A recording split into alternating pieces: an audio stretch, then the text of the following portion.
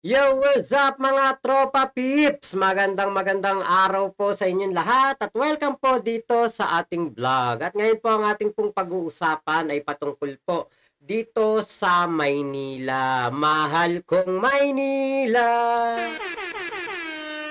ikaw ay sawing palad. Iba na yung lyrics. Sawing palad eh. Mga taga Maynila, dahil po dito sa napaka-eng-eng nila na mayor. Diyos ko day! Ay naku, maling-mali talaga si Yorme Isko Moreno sa pagtitiwala at pag-iwan sa pangangalaga sa Maynila. Dito sa naturingang pa namang isang profesional, napakahina po ng kukote. Okay, so eto po. Ang sabi dito, hindi tinatanggap na pambayad sa bangko ang laway. Bakit? Meron ba sinabi na pwedeng ibayad sa bangko ang laway? Siguro kung laway ni Jose Rizal. Pwede pa, diba? Laway ni Thomas Edison. Laway ni Nikola Tesla. Diba? Baka pwede nga talaga na ipambayad. Pero wala naman po nagsasabi na pwede ipambayad sa bangko ang laway. At sabi pa niya, that is why the words of the former mayor hold no weight when it comes to paying up the 6.8 billion debt he left behind for this residential project. Ayun. So, lumabas na po ang tunay na kulay nitong si Mayor Hani. Kasi nga po, hindi po niya kayang bayaran daw ang naiwang utang ng ating Yorme Isko Moreno. Kasi nga po, bebita. Hindi niya alam kung ano ang pamamaraan para kumita ang mga residential houses na yan at the same time ay meron pong maintenance. Sabi pa dito, Lacuna Administration po ang kumumpleto ng mga proyekto, nagbayad sa mga bangko at nag-ayos ng bawat detalye upang maisakatuparan ang mga housing projects na ito. Housing projects ni Yorme Isko Moreno. Hindi mo housing projects. Boom! Lahat po ito ay ginawa noong panahon ng pandemya. Sabay-sabay, napakarami. Para po sa mga Manilenyo. At si Yorme Isko Moreno po, hindi niya iniwanan ng Maynila na wala itong pagkakakitaan. Yan ang nakalimutan ni Hani Lacunat. Yan ang nakalimutan ni Kasimang na meron pong iniwanan na mga proyekto si Yorme Isko Moreno na magge-generate ng kita pang-alalay po sa mga proyekto na ito. Kaya nga po malakas ang loob ni Yorme Isko Moreno na mag-loan sa mga bangko dahil po meron pong maiiwanan na mga proyekto na magbibigay kita. Hindi po kasi mahina kasi si Hani Lacunat. Kaya po ang nasa isip niya utang, ang hirap bayaran. Pero hindi po makakabayad si Hani Lacunat kung wala pong iniwanan na income generating project si Yorme. So eto po ngayon, eto na naman. Tayo ang nagsaing at ngayon naghahain sa taong bayan ng Pedro Hill Residence at San Sebastian Residence. Siya daw nagsaing? Hindi ba talaga nagsaing niyan? Pag ikaw nagsaing niya, sunog. Boom! Kaya pala sunog ang proyekto, kaya pala walang kwenta. Ang sabi pa po dito, walang halong papogi, walang halong pambobola, walang halong fake news, trabahong tapat at totoo ang ambag natin sa mga proyektong ito. Trabahong tapat at totoo lang ang ambag nyo. Pero brain, sweat, tears, and sleepless nights, yan ang ambag ni Yorme. Brainchild lahat ni Yorme yan eh. Wala ka namang ambag dyan. Taga-oo ka lang. Kasi, nung panahon ni Yorme, taga-tingin ka lang kasimang. Taga-palakpak ka lang kay Yorme.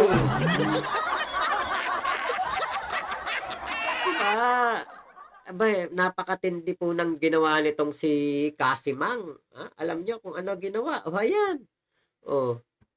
Ayan po ang ginawa. Diyos ko po. Akala niya yata napakaganda ng kanyang ginawa. Dito po, sa post na ito, babasahin ko po. Nakalagay po diyan, bagong Pedro Hill residents rent to own na. Mga Manilenyo, alam namin ang pangarap nyo magkaroon ng sariling tahanan. Isang bahay na hindi lang inuupahan, kundi talagang sa inyo. Tutuparin na po natin ito ngayon. Masaya ko binabalita sa lahat na ang bagong Pedro Hill residence sa San Andres Bukid ay rent to own na. Hindi na po natin nahabaan ng pagbabasa. I-play na lang natin itong video na ito. Naninilbihan po ako sa loob ng 15 years. Kami po ay namumuhay ng payat at simpleng pamumuhay lamang. Sa mahabang panahon, kami po ay nangungupahan lamang.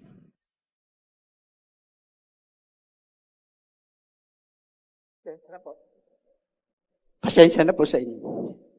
Isang napakalaking biyaya sa aming pamilya. Naiyak si Kuya. Ikaw ba naman mabigyan ka ng bahay na pwede mong ibenta soon? Tears of joy. Ang pagkalooban kami ng pagkakataon na magmay-ari ng isang unit na pabahay.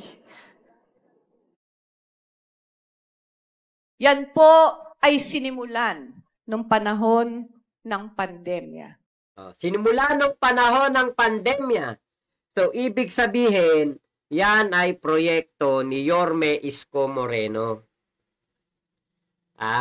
Proyekto po ni Yorme yan. Para sa mga trabahador sa City Hall at diyan po sa mga taga Maynila, mga Manilenyo. Pero po sa kaalaman ninyo, ang inyo pong lingkod, kasama si Vice Mayor Yul Serbonieto, ang nagpatuloy at nagtapos ng proyektong ito. Pinagdidiinan ni ate. Boom! Siya daw ang nagpatuloy at nagtapos. Pero hindi yan magiging posible kung hindi dahil kay Yorme Isko Moreno. Hindi po yan mangyayari. Hindi po yan magkakatotoo. Tingin nyo ba kung si Hani Lacunat ang mayor? Maiisipan ba niya yan? Hindi niya maiisip yan. Yung basura lang, hindi niyan ma-actionan eh. Diba? Problema lang sa paghakot ng basura, hindi masolusyonan yung pakayang mga ganyang pabahay, maisip niyan. Naku, malabo. Malabo po niyang maisip yan. Proyektong pabahay para sa mga kapwa natin Manilenyo. Bakit ko po sinasabing sariling tahanan? Kung dati, habang buhay kayong nagbabayad ng renta, simula ngayon, ang inyo pong buwan-buwang hinuhulugan, hindi na po pawang renta lang habang buhay. Ito po ay magiging pabahay na rent to own. Magiging sa inyo na po.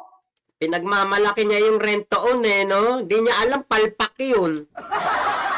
Ang inyong hinuhulugang pabahay. Yan po ang tunay na pabahay para sa ating mga minamahal na Manilenyo. Dati po, pangarap lamang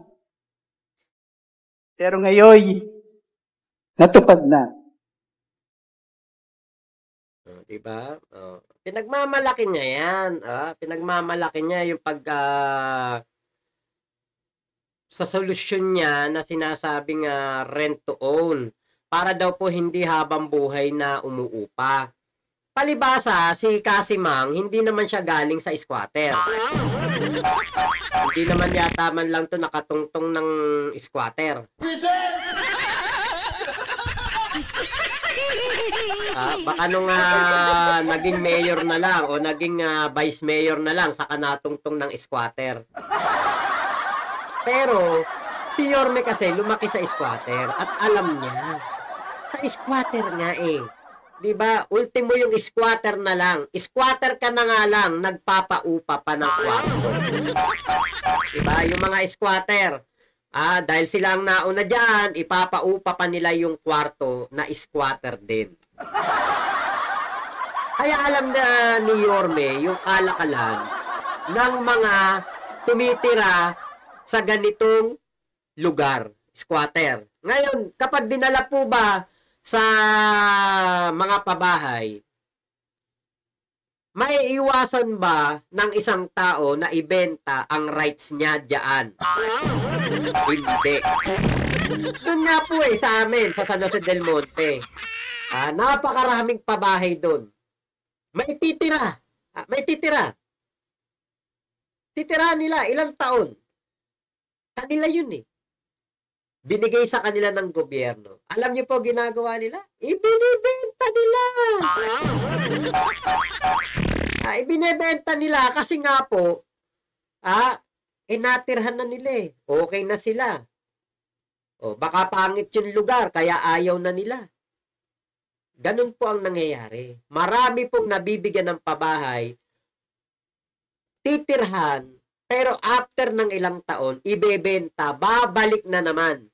Kung hindi man mag-squatter sa Maynila o sa Metro Manila, Quezon City, Pasig, ang gagawin po, mangungupahan. May sarili na silang bahay, mangungupahan ulit. Yun ang iniiwasan niyo. Ito yung paliwanag niya. Bakit may bayad sa condominium? Hindi, yung 2,000 na binabayad nila, pera din nila yon. Kasi ganito yon.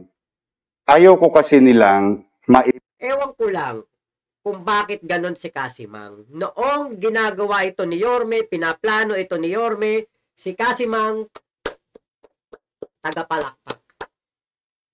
Taga-cheer ni Yorme. Diba?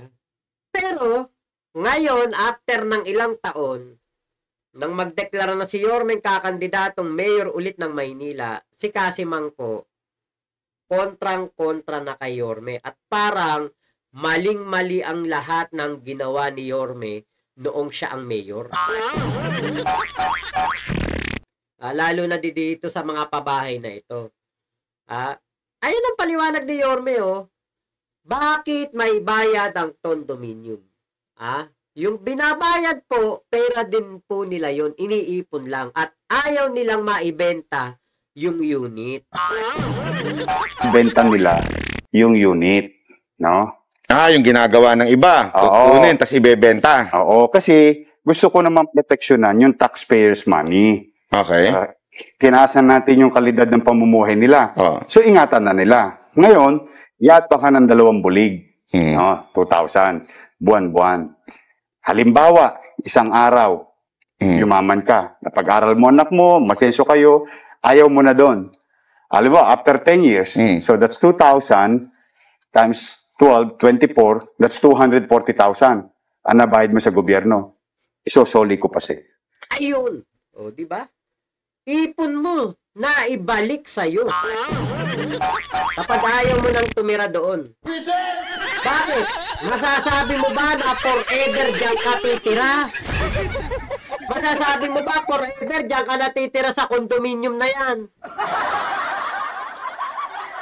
Diba? Ang gagawin dyan, rento, tapos kapag ayaw na, papaupahan. Aray! Boom! Tapos sasabihin ko sa uupa, huwag niyong sasabihin na nangungupahan lang kayo dito. Ang sabihin niyo, pinatira ko kayo dito. So hindi bayad yun. Hindi. Binibigyan lang kita, tinuturuan lang kita mag-impok. Ha? Na at maging responsable. Alam nila yung ganun? Yes, alam nila yun. Diba? Teach your people how to fish. Hindi yung bibigyan mo nga sila ng pagkakataon na magkabahay pero matetempt din sila na ibenta ito eventually. So habang sila nakatira dyan, bayad sila ng bayad, 2,000 or 3,000 buwan-buwan.